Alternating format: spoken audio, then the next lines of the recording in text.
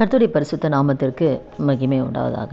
இந்த நாளில் கூட எரேமியா 4:1 பார்க்கும்பொழுது, இஸ்ரவேலே, நீ திரும்புறதுக்கு மனதாக இருந்தால் என்னிடத்தில் திரும்பு என்று கர்த்தர் சொல்கிறார். நீ உன் அருவருப்புகளை என் பார்வை நின்று அகற்றிவிட்டால் இனி அலைந்து திரிவது இல்லை. அப்போது இந்த வருஷம் ஆண்டவருக்கு பிரியமில்லாமல் என்னென்ன அருவருப்புகள் நம்முடைய வாழ்க்கையில் இருக்கிறதோ அதை நாம் அகற்றி விடும் பொழுது இனி அலைந்து திரியக்கூடிய ஒரு வாழ்க்கை நமக்கு இருக்காது. நம்ம அலைந்து திரியக்கூடிய ஒரு நிலைமையில் நம்ம இருந்திருக்கலாம்.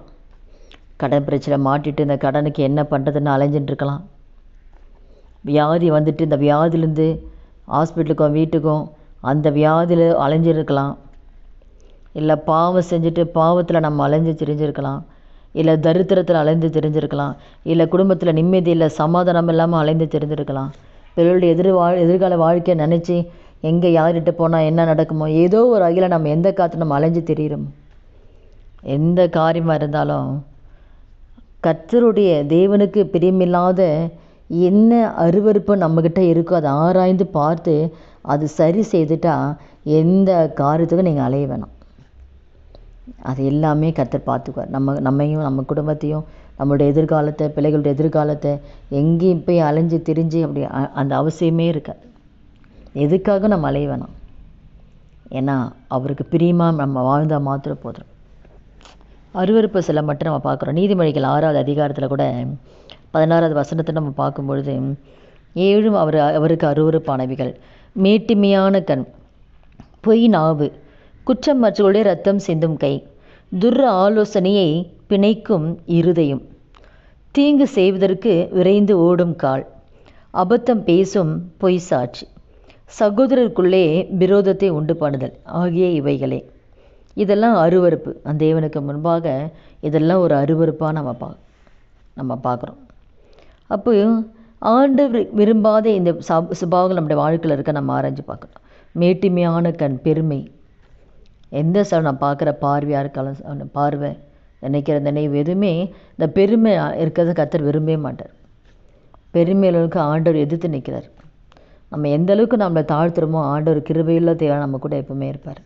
அதனால் மேட்டுமையான கண் நமக்கு இருக்கா? பொய் நாவு, பொய் சொல்கிறோமா? சின்ன சின்ன காரியத்து கூட பொய் சொல்கிறது. பொய் நாவு, எந்தெந்த காரியத்தை நம்ம பொய் சொல்கிறோம், தேவனுக்கு பிரியமில்லாத எந்த காரியம் நம்ம செய்கிறோம், அந்த பொய் நாவை நம்ம விட்டு எடுக்கணும்.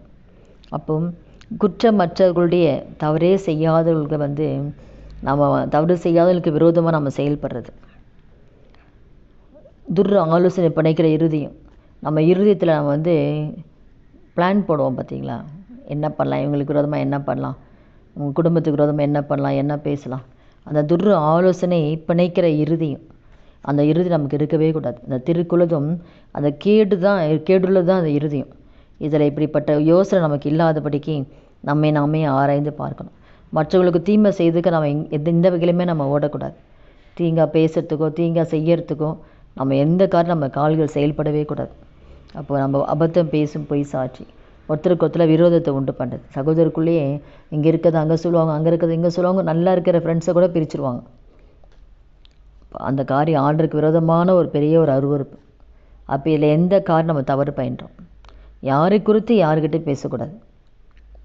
பேசி இவங்கள பற்றி அவங்ககிட்ட பேசி ஒருத்தருக்கு ஒருத்தர் பேசி நல்லா இருக்கிறவங்கள பிரித்து, நல்லா இருக்கிற குடும்பத்தை பிரித்து, ஃப்ரெண்ட்ஸுங்களை பிரித்து, இதை கர்த்தர் பார்க்கறலாம். சகோதரருக்குள்ள விரோதத்தை உண்டு பண்ணுதல் பாவம். தேவன் அதை விரும்பவே மாட்டார். அப்போ என்னென்ன அருவருப்பு இருக்கோ நாமே ஆராய்ந்து பார்த்து விடும்போது நிச்சயமாக நம்முடைய வாழ்க்கையில் அந்த புதிய வருஷத்தில் ஆண்டவர் என்ன பண்ண போறனா, எந்த காரியத்தை குறித்து அலைந்து தெரியாமல் நம்முடைய வாழ்க்கையை ஒரு சமாதானமான பாதையில் கர்த்தர் நடத்துவார். ஜெபிக்கலாமா? துதிகள் மத்தியில் வாசம் செய்கிற நல்ல தகப்பனே, இயேசு கிறிஸ்து நாமத்தில் நம்முடைய சமூகத்தில் வருகிறோம். இந்த வார்த்தை கேட்குற ஒவ்வொருத்தர் வாழ்க்கையில் ராஜா, எந்த ஒரு அருவருப்பு எங்கள் வாழ்க்கையில் இருந்தாலும் அந்த அருவருப்புலேருந்து கர்த்தர் எங்களை விடுவிக்க மாட்டேன் ஜெபிக்கிறேன்ப்பா. ஆண்டவரே அப்பா, இனி அலைந்து தெரியக்கூடாதப்பா. இந்த வருஷம் முழுதும் ஆண்டவரே நாங்கள் சமாதானத்தோடு நாங்கள் வாழணும் ராஜா. எந்த காரியத்தை குறித்து நாங்கள் கவலைப்படக்கூடாது ஆண்டவரே. எந்த காரியத்துக்காக நான் அலைஞ்சு தெரியக்கூடாதப்பா. கர்த்தரே ஆவியானவர் எல்லா அருவருப்பிலிருந்து எடுத்து போட்டு ஆண்டவரே அப்பா, இனி அலைந்து திரிவது இல்லை என்று வாக்கு கொடுத்தீங்கல்ல. இனி யாருடைய வாழ்க்கையில் இப்படிப்பட்ட ஆண்டவரை அலைந்து திரிந்த நாட்கள் போதும்ப்பா. கடனுக்காக அலைஞ்சு திரிஞ்சது போதும். இனி எந்த காலத்துக்கு அலைஞ்சு தெரியாதபடிக்கு ஆண்டவர் நல்ல ஒரு பீஸ்ஃபுல்லாக ஒரு சமாதானமான வாழ்க்கையை ஒவ்வொருத்தரும் கொடுத்து ஆசீர்வதிக்கும்படி நம்மளை கருத்தில் ஒப்பு கொடுக்குறேன்ப்பா. இயேசுவின் நாமத்தில் ஜெபிக்கிறோம் நல்ல பிதாவே, ஆமென். கர்த்தர் நாமத்துக்கு மகிமை உண்டாவதாக.